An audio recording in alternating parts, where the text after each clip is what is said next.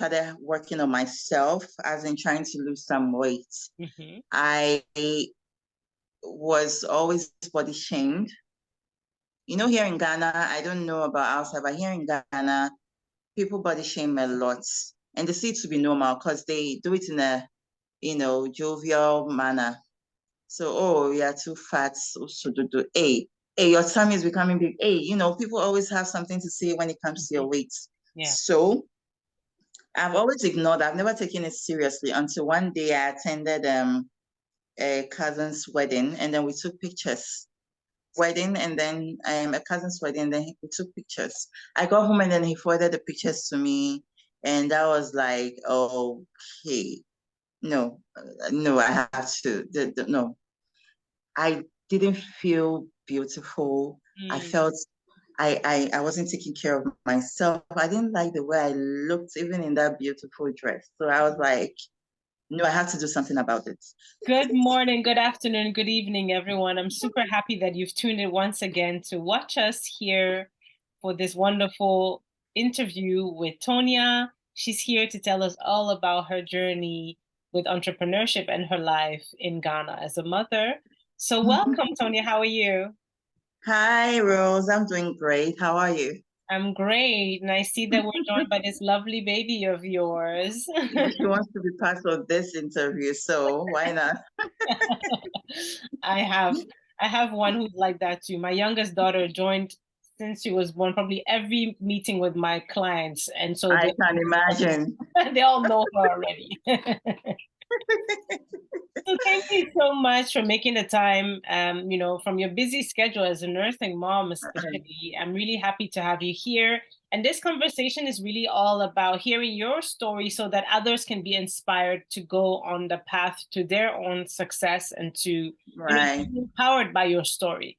And I was empowered and inspired when I read your bio. And that's why I thought I'd have you on here to share more with us today. Thank you so much for having me. It's actually an honor to be here today. Thank you. So tell us a little bit about your beginning, who you are, and who Antonia is. Okay, as you know, my name is Antonia. A lot of people call me Tonia. I'm a mother of two. I am a Ghanaian. Okay, I'm a Nigerian, also a Ghanaian. I was born in Nigeria. My dad is a Nigerian. My mom is a Ghanaian. We are two. I have just one sister here. I work with a bank. Aside that, that's my regular 8-to-5 job. Aside that, I also have a business that I run. I manufacture Greek yogurt and granola locally, and I also have an event planning business that I also run. Yeah. So basically that. Yeah. So tell us about your upbringing, because you're a Ghanaian Nigerian, but you left Nigeria at an early age. So you were born there and left there with your parents to Ghana. Tell us a little bit about that time in your childhood.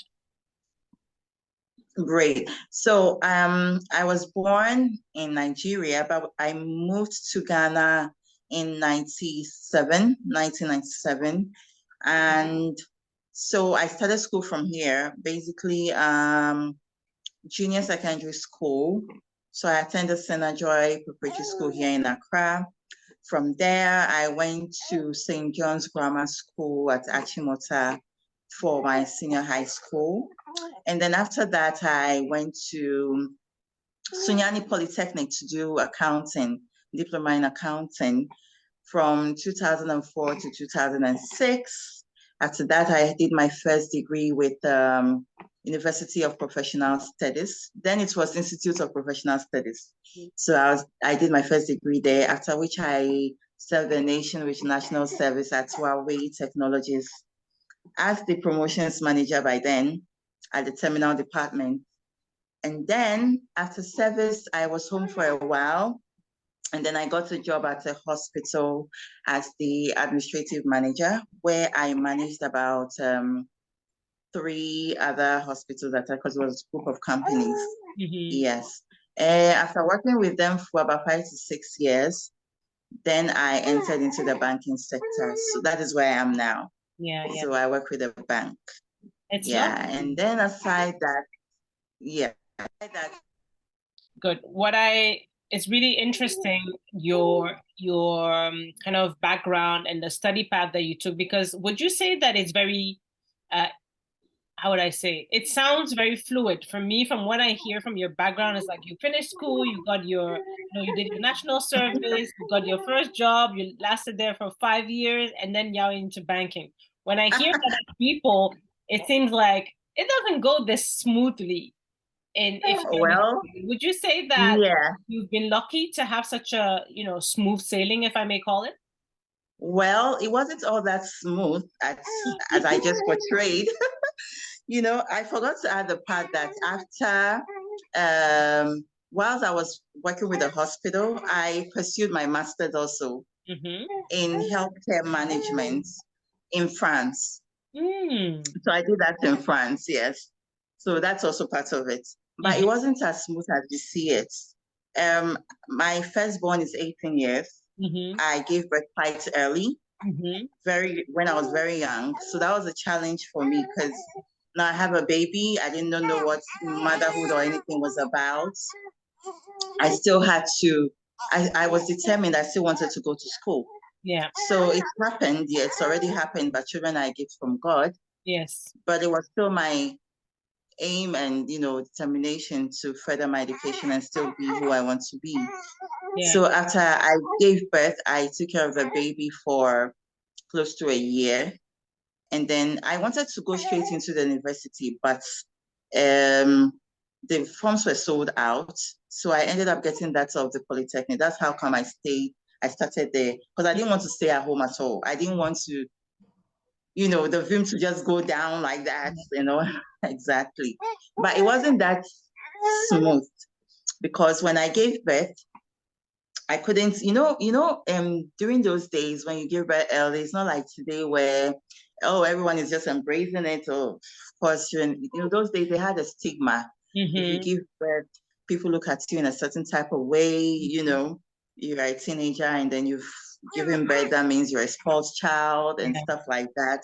Yeah. So I faced all that, family members talked about me, people gossiped about me in the neighborhood. People laughed at me as I passed by, a whole lot. So I literally had to move from where I was to somewhere else. Wow. More like in hiding, because abortion was a no-no for me. Yeah. Literally. So I went to stay with a family friend somewhere in Accra. And the man was good to me, but his family members somehow, some were good, some also had their bad sides. But God being so good, God was able to bring people to my rescue. If I say people to my rescue, in that particular space in time, God brought people who were nice to me, who made me feel at home. So even though there was chaos within that side, I still found peace and happiness in a way. Yeah. Having the child alone wasn't even, it wasn't as smooth as everyone would say, because I almost lost my life. And apparently I didn't even know I was pregnant till like 6 months, because I was still having my period and everything. Everything seemed normal until I started seeing changes, and I had to go to the hospital, and then boom, voila, you're having a boy. I entered the doctor's office, and the first thing he said was, "You look pregnant." And so you could imagine the scare on my face. And then he did a scan immediately, and that was a boy. Wow. So before I even gave birth, I was just going for my normal antenatal clinic. And then when I got there, my legs were so swollen, I couldn't even wear my slippers. So I walked there barefooted. And then the doctor said, so the doctor saw me. I think he didn't want to scare me. He was like, "Hey, today you're going to sleep with us today." He said it in a way I didn't understand. Yeah, apparently it was an emergency because I had preeclampsia. I was gonna So say. they had to quickly, admit me. They hung my legs up. And then I remember I passed out. God being so good, they took the baby out through emergency years though. But I fell into coma for about a week, getting to 2 weeks. Yeah. And after I got out of coma, I lost my memory. I don't remember anything, my name, my siblings. I couldn't remember anything. Wow. So I was more like bedridden. I was just there. Yes, just there. I had no idea who I was. People kept asking questions. You know, my mom would come every day to come and clean me, take care of me. And I kept asking her, please, auntie, please, I'm looking for my mom. Do you know my mom? I want to see my mommy. And I can't remember. She would look at me and she'll say, I'm your mom. I'm like, no, I know my mom, whatever that was. But she kept coming in there. So she told me, oh, your mom will come. She's busy. When she's less busy, she'll come. So in my mind, I was like, okay, my mom will come one time when she's less busy. But this woman kept coming over, cleaning me, and she'll ask me questions. Do you know your sister? She'll mention my sister's name. You know, I'm like, no. Do you know you have a baby? I'm like, no, nothing. She was literally doing everything for me. Yes. For over a week. Yeah. Yeah. Over a week, I just lost my memory like that. Until one day I started having flashes of memories coming back, not fully though, but flashes. And I could finally picture my mom. I was like, wait a minute, that's the woman who has been coming every day. So one afternoon I was there, and then my mom came in her uniform. She's a nurse. So she came in her uniform and she was like, I saw, and I just screamed, Mommy. And then I went to hug her. Everyone was so emotional, the nurses, the doctors. And I was like, I've been looking for you. I've been waiting. They were all laughing. And I was like, you know, you have a baby. I'm like, no, they brought my baby. I was so scared to death because I was really young. Yeah. I was about 19 years old. What do I know? So they taught me how to breastfeed the baby, how to hold the baby. So gradually, here I am now. Yeah. You know, it wasn't that smooth. As we speak to today, there are still some times where there are still portions of my life that I do not recall. You know, it went away with that coma. There are some parts because we could have random conversations. My mom or my sister would say something. I'm like, no, I don't remember. She's like, don't you remember that? I'm like, no, I don't remember. I guess it's something I just have to live with. Yeah. Wow. Basically, Wow. Now you put the question to shame. Exactly. Exactly. You know, and I love that in a way because it's all about life. People see things on social media. People hear things about someone's life, and they hear the title, they hear the headline, and you know the paragraph. I went to school, I did this, I did that, and then they think that's the life. But there's so much more to it. And boy, have you told us there's so much more to it. So when you see someone's life, or when they're, you know, when there's a paragraph written about their story, a bio that you read, it's important for all of us to take that in and realize there's so much more that is not in that bio. And it may seem like it happened overnight, or, you know, it was all the dots were connected, but there were some gaps in between. And those gaps for some people are a few weeks, a few months, a few years. But when you're telling the story, we leave that out most of the time. And I encourage people actually to share that, because I think that's our power. And that's what makes it so much more powerful and impacts so many more people, to realize that it is not a death sentence to be a teenage mom. No. A lot of women, young women, you know, as you said, there's a lot of stigma attached, and actually still today, perhaps not as much as before, but there's some kind of stigma to teenage moms, or you're probably a bad girl sleeping around. Absolutely. Yeah. When, you know, it only takes once for you to get pregnant, and it could be that only time. So there's so, you know, many misconceptions about it, and you were in a situation where you felt so uncomfortable that you had to physically move away from your family to go somewhere else. And I cannot imagine how hard that must have been for you. You have no idea. Oh my goodness. Yeah. You have no idea. Yeah. But I thank God for how far everything is now. I mean, I still have friends of today who still had no idea I already had a son. So when they got to know, they were like, wow, Tonia, you've done so well. How I wish I also have a son this grown like you now. Because a lot of them, some don't have children yet. Some do, but they're like young, like this one I have here. So like looking at it, like, you already have a boyfriend, like you literally have a husband now, you know? Right. And I'm like, yes, but I paid for it. I Yeah. paid for it, but it was worth it anyway. It's worth it. And Yeah, I love the determination that you had, the resilience that you had to say, you know what, I'm gonna keep the baby. That's one thing already, but also I'm gonna keep my life. Like I'm gonna still exactly. go for all the things that I want to do. I'm gonna go to school, I'm gonna excel, I'm gonna do, Hmm. I'm gonna build a career for myself. And Yeah, that's another thing that a lot of women feel like, okay, if you become a mother, if you choose the child, then you say no to yourself. And so I exactly. love that you did not say no to yourself. It may not have No, been easy, but you said yes to yourself as well. yes, exactly. Exactly. It's been a journey. It got to a time when I was in the Polytechnic, I had to do certain things to support my mom. My parents have been instrumental, very instrumental in my life. It got to a point I had to work at the radio station. Campus radio station doesn't pay, but at least I got small tips for, giving shout outs on radio for restaurants or, people's ads and stuff. People just give me tips. So like I get small tips here and there. I get free lunch. I get this. I go to events. So stuff like that was what I had to do to, help support the house.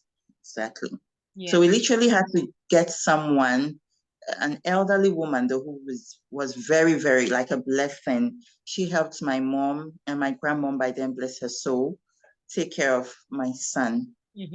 And everything went so smooth for me to be able to focus on my studies. Yeah, yeah, yeah, yeah. Yeah, And we're so grateful that they did that, your yeah, mom and your yeah. other lady.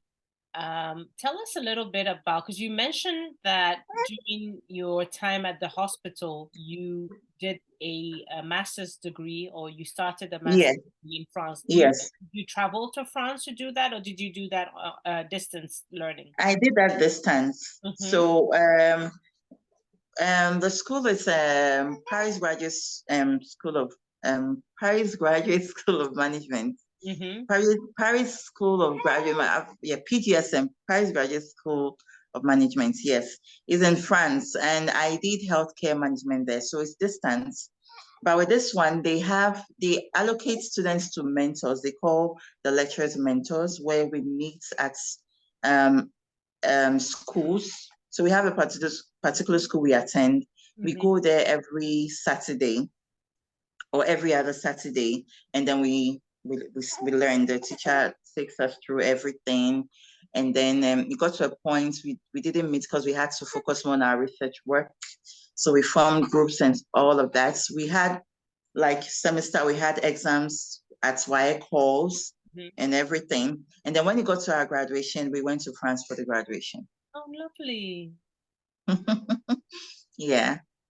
That's really interesting. Tell me about how that came about, because you were already working. Where did that? Obviously, you were working in healthcare. Yeah. At the same time, no, you were working in a hospital, but that wasn't necessarily your background. So I presume your interest came from, I want to be able to do my job better, because you were managing Yes. the hospital, but you didn't have a certification for that Yeah. specifically. Yes. Yes. So as I said earlier, whilst I was with the hospital, I was the administrative manager. Mm-hmm. So I love administrative work. I love organizing, planning, stuff like that. So as I was working there, I was like, okay, it would be good to delve deeper into the health sector because it's a different ball game altogether. Mm-hmm. That's how come I decided to do healthcare management, because that's the administrative side of healthcare, hospitals and stuff like that. So I was working. My boss knew I was pursuing my master's degree. So he was supportive of that in my research work as well. Yeah. And I was able to do it and then, graduate eventually. Amazing. And what inspired your choice of school? Because weren't there schools like that in Ghana? How come you chose that French distance learning versus any other? I I wanted to spread my tentacles. I was like, okay, I've done Ghana for a long time. Let me go out there and see how studying outside feels like, how it looks like. So I read about them, and I've always heard that learning, like outside learning, has to do more of like it broadens your perspective and the way you think. It makes you think deeper. So I was curious. I was like, okay, maybe we are used to more of like book, here in Ghana. If you don't do it a certain way, you're failing. But when the reason why I had to study outside, because I wanted to spread my tentacles.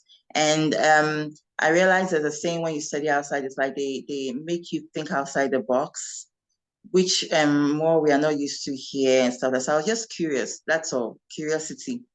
So upon studying with these guys, I got to understand what that felt like. Because, when it got to exams and we entered the wire hall, they do the setup and everything. They go like, oh, I remember the first exams we had. They went like, oh, you can even go in with your textbooks. And we're like so excited. Oh my God, that is going to be easy. I mean, we get to go into the exam. So we're like, we're so excited. But when we entered and we opened you see the questions, there is no way you can copy from the textbook. You literally really have to think outside the box. I think I never studied in Ghana, but I have always heard about how the educational system is done there, like some call it chew and pour. And Exactly. here it's not like you literally study the whole exams to only get one question. But believe me, that one question is as deep. Oh my goodness. So it encompasses your whole module. Yes. Or as you said, you enter with your textbooks, but you don't have time. If you don't know your subject, there's no way you're going to find anything in that book. There's no way. The book is as good as useless, if you don't know what you're about. I'm so happy for you that you're able to do that. And tell us about, was that your first time traveling abroad when you went to France for the graduation? That was my first time traveling abroad.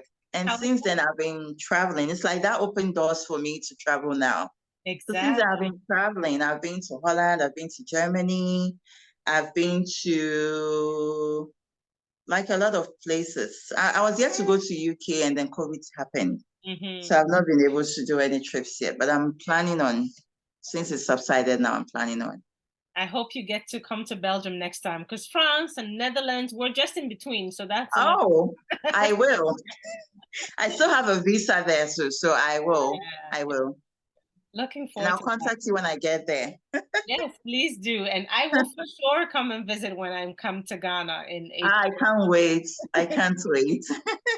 Super excited. So much inspiration for what you're telling. It's about taking charge of your life, and exactly. Being curious and say that there are possibilities for you out there, and not out there necessarily just out there in the world, going somewhere else, but just like my world is more than what the eye can see. And I applaud you for that, because see what that has gotten you, I'm sure that opened a lot of doors for traveling, but also in your career. How was that? How did that impact your career? Oh, so good. It landed me where I am today and what I do. That's where I'm currently working. It's given me a whole lot of exposure, and it's also made my network really strong with a lot of amazing people outside Ghana. It's been an amazing journey. Yeah. I don't regret taking that decision at all. I can imagine. I don't regret. And I'm actually working to even continue with my PhD, because yes. Yeah. The sky's the limit. Yeah. So, because you're currently working in the banking sector, and you said it's opened doors for you. You did the health. It's nice that you're changing, sectors, and you're opening your eyes to different industry. Where did that come from? Why this industry? So it was like a challenge to me when I was called. I applied for this job long ago, before this particular company was even in existence, because of my administrative background. But I wasn't called, so I took my mind off it, and I decided to just stick with the health sector. That's how come I had to go do my master's in, healthcare management. And then later they called me, but because of my administrative background. And when you do the healthcare management, it's literally administration. Yeah. It's literally administration. So they didn't say anything wrong with that. When they checked my working experience and everything, they were like, I'm still good for the job. So I saw it as a challenge because that was my first time working in the banking sector. So for me, it's more of like a learning experience. It's like a learning experience to me. Yeah. Yeah. So let's talk a little bit about your passions. You know, you mentioned in the beginning you have your 8 to 5, as you call it, because you know people call it 9 to 5 here, but I guess some people start work earlier. We do 8 to 5. You're 8 to 5, and you have your side hustle. You know, your other businesses, because you don't have just one side hustle. You have two, because you're a businesswoman. And tell us a little bit about that, your granola and, you know, that side of the business, and also your events. I think you mentioned a little bit about your interest in events and planning and managing. So I can see that. Yeah. But let's talk about the granola first. Okay. All right. So the genesis of this yogurt and granola was from when I started working on myself, as in trying to lose some weight. I was always body shamed. You know, here in Ghana, I don't know about outside, but here in Ghana, people body shame a lot. And they see it to be normal because they do it in a, you know, jovial manner. So, oh, you're too fat. So, hey, your tummy is becoming big. Hey, you know, people always have something to say when it comes to your weight. So I've always ignored, I've never taken it seriously until one day I attended a cousin's wedding, and then we took pictures. I got home and then he forwarded the pictures to me, and that was like, okay, no, I have to, no. I didn't feel beautiful. I felt I wasn't taking care of myself. I didn't like the way I looked, even in that beautiful dress. So I was like, no, I have to do something about it. So my focus wasn't on just losing weight. My focus was on eating healthy, taking care of myself. Because some people look, you know, a little bit big and all that, but they are really healthy. Some look slim, but are not healthy. So my focus was on feeding my body with healthy stuff. So I tried a whole lot, but it wasn't working. And then I found an amazing coach. She's now my friend. She's called Melissa. So Melissa was by then managing this boot camp, and then I joined. And then, oh my God, I used to weigh 110 kilos. No way. But with Melissa, I got all the way to 85 kilos. Wow. Yes, and this happened during the COVID era, lockdown. So imagine. So it was like I was motivated. I decided to even open a blog on Instagram. I call it Thriving Tonia. You can check that out. Yes. But I've been inactive because life happened. So I'm yet to put my life back on check. So I lost a lot of weight. And people kept asking me, you know, I blog on that page, I blog my meals and what I do, my highs and low. I put everything out there to encourage and inspire someone. And then life happened. I had a baby and I had to stop that particular diet I was on. And then I gained the weight again. I mean, I've gained a little weight, but it's not up to the 110. So once I'm done weaning baby, by very soon I would get back on track. So that's how come, because people kept asking me, so, hey, what do you do? What do you eat? What is it? So part of the stuff I did, I remember part of the stuff I loved to take was granola and Greek yogurt. And I was like, oh, I really loved it. I wish I could learn how to do it. So I actually attended a class, voila, on Instagram. I saw a training class online and I decided to pay. And then we did a class online and then I practiced. And then I was like, wow, this is nice. So I shared it first with my family members. I didn't tell them I did it. And then they were like, oh, this is really nice. So where did you get this? Where did you buy it? We should place another again. I'm like, okay, so newsflash, I did it. I'm like, you joking? I'm like, I did it. So this is nice. You know, you can actually turn this into a business. I'm like, yes. So, but I was nervous, like, hey, turning this out into a business, what if it doesn't taste nice as I've done it? But they encouraged me. I spoke to a few friends of mine, close friends of mine, they also encouraged me. I did samples for them. They also liked it. I took some to my boss. He liked it. And that was how my business is called Healthish Nye. Yeah. Healthish because of the health. Ish is just healthish. Yeah. And then the Nye is spelled Nye from my middle name, my local Nigerian name, Nonye. I just took the initials from it, Nye. So that's how come I came out with Healthish Nye. And that is known for locally producing granola and Greek yogurts. I do not have a physical shop, so it's an online business. Thankfully, FDA has approved my granola. I'm working on getting the Greek yogurt also approved, so it will be in shops and malls where it could be easily accessible to clients. Yeah. I love that. When I lived in Ghana, a colleague of mine used to make her own granola as well, and I used to buy it from her because I really love Greek yogurt and granola as well. Another thing. Oh. When you come to Ghana, I'll make some for you. Oh, I'm excited. You should taste my Greek yogurt and granola. I You should taste will. it. I will. I'm sure it's delicious. I love that, and as a coach, most women that come to me are at the idea stage. I always say there's those that come at the dream idea stage and those that come at a stage where they already have a business and they're trying to scale it and grow it and structure it more so it can grow in revenue. And those that come at the idea stage and they're like, oh, I don't know what to do with my life. I always say, start with your story, start with yourself, because what you needed, what you wish existed that you didn't have or that you have found is what you could create for others. And that's exactly what you did. You started this journey and you needed a few things and you're like, you know what, I like this. Let me just make it. And it tasted good. So you started making it for yourself. Others Absolutely. And that's the easiest way to start something because you like it, others like it, and you're creating an impact. You don't have to go out and get other special degrees.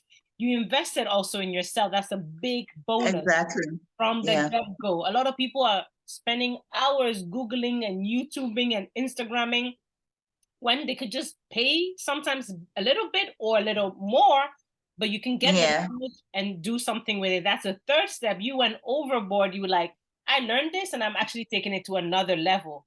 That's a high five right there. High five. Thank you. High five. Thank you so much. There's a lot of people just learn, gather information, go to webinars, read stuff, and do nothing with it. Literally nothing. But you paid for a masterclass, you joined this workshop, and you turned that into a business. Like, good for you. Exactly. Amazing. Thank you. Thank you. I'm so happy and I'm so proud of you. And Thank you. And there is nothing more fulfilling. There is nothing more fulfilling than actually doing what you love. Because I love Greek yogurt and granola. I love doing it. I love to cook actually. So doing this stuff, and you know what you're doing, healthy stuff and encouraging people to eat healthy, I feel fulfilled. Yeah. I feel fulfilled. And I'm even coming up with other products in the product line this year. I wouldn't say it now, but I will be released soon. I'm really, really, really excited. I cannot wait to hear all about it. And but it's a great way to now take us to your events because you have a business already. So you're a mom, you're working 9 to 5 or 8 to 5, and then you have this granola business. Why then do you have another business? How did that come up? Okay, so the event business came before the yogurt and granola actually. And because of my love for planning and organizing, so it's also happened this way. Like friends who call me, people call me like jack of all trades. They're like, Tonia is your go-to person for anything. So you see people were like, oh, I'm about to have this wedding. Where can I get good food?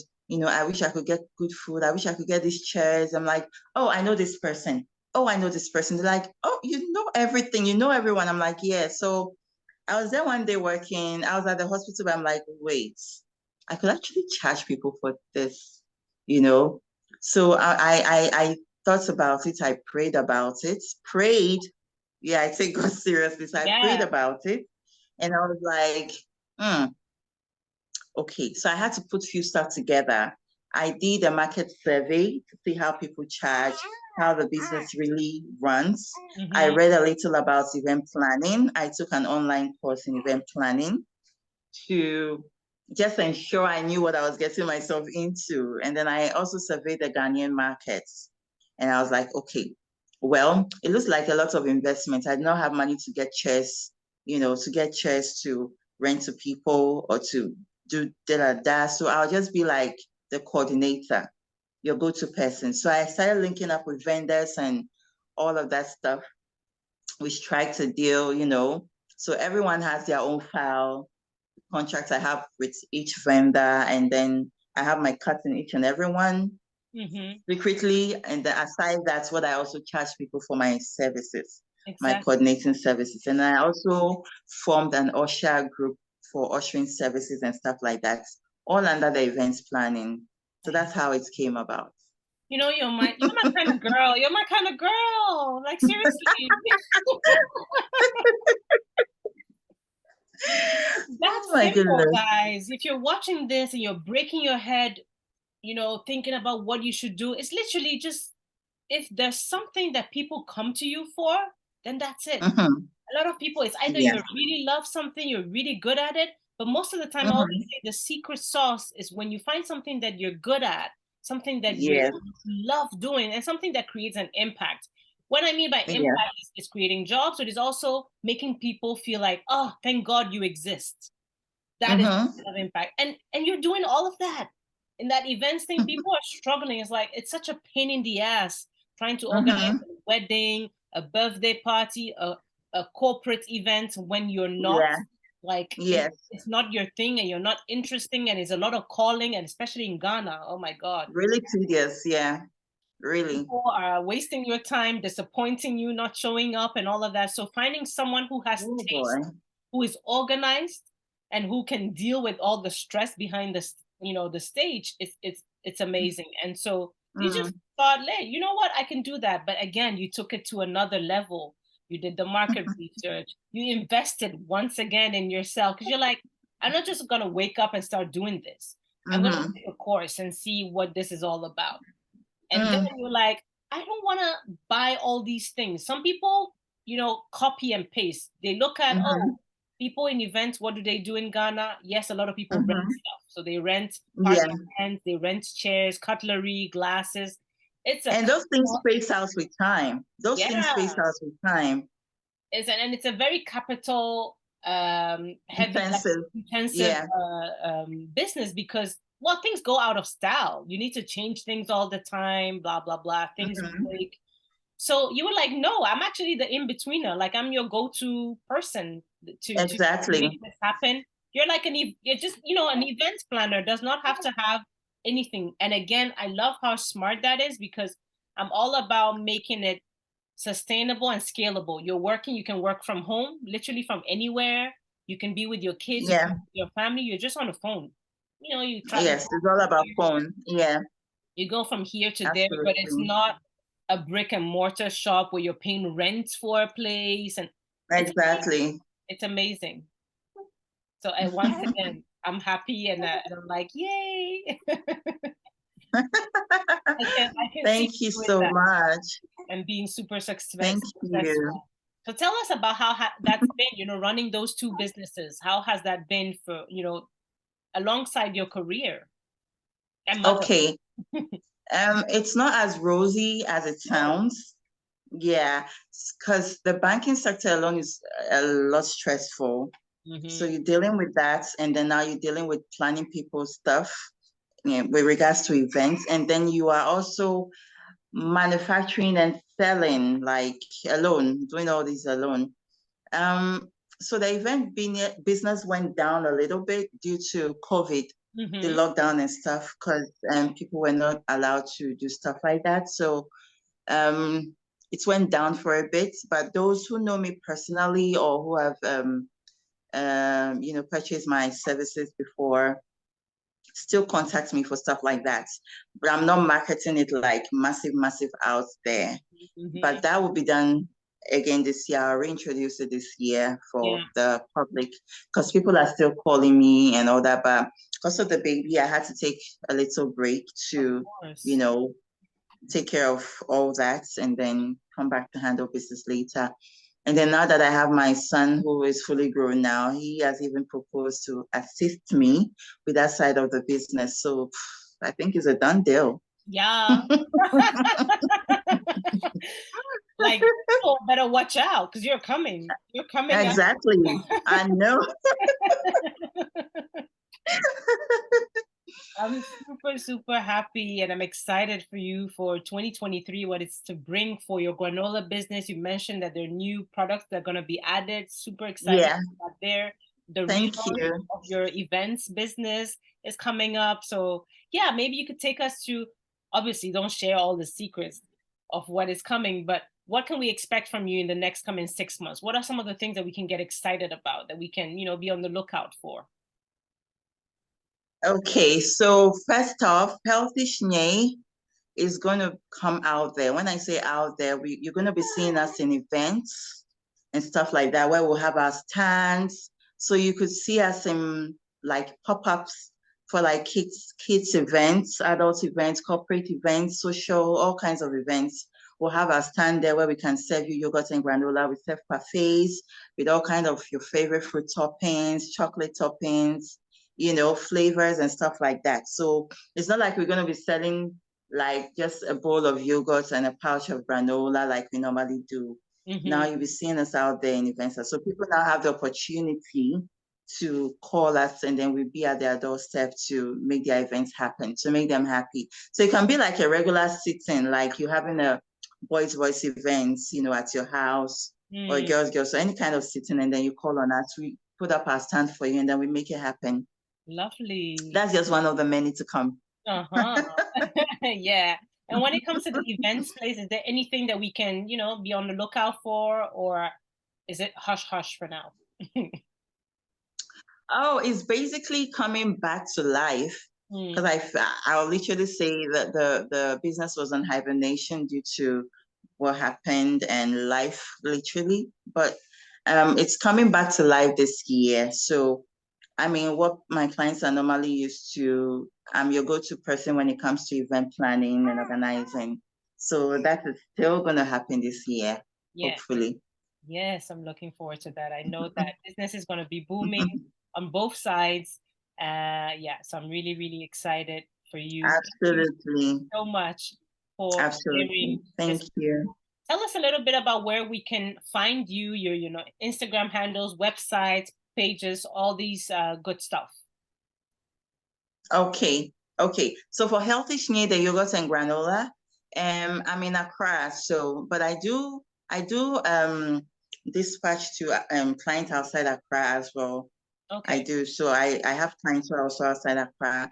And my Instagram handle is healthish_nye. So HEALTH_NYE.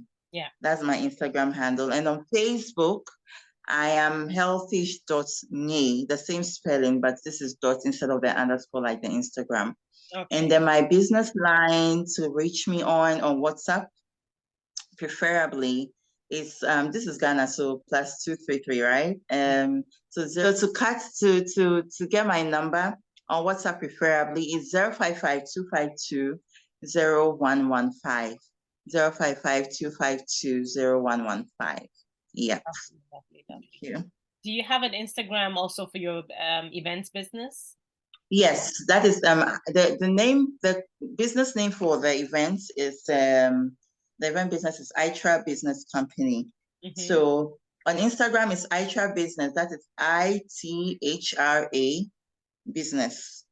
You see it there. I love it. And I'm excited. I'm excited to also look up your blog on on Instagram, to follow your stories when you're back up again, to share more about that, to inspire more of us to live a healthier lifestyle. Thank you so much for sharing your story with us. Thank you. I've been inspired by your story, and I know that the many of us watching today will be also inspired to go out into the world and do their own thing and inspire others in return. Thank you. Absolutely. Thank you so much for having me. It's actually an honor to be here to share my story. Thank you so much. Bye. Bye.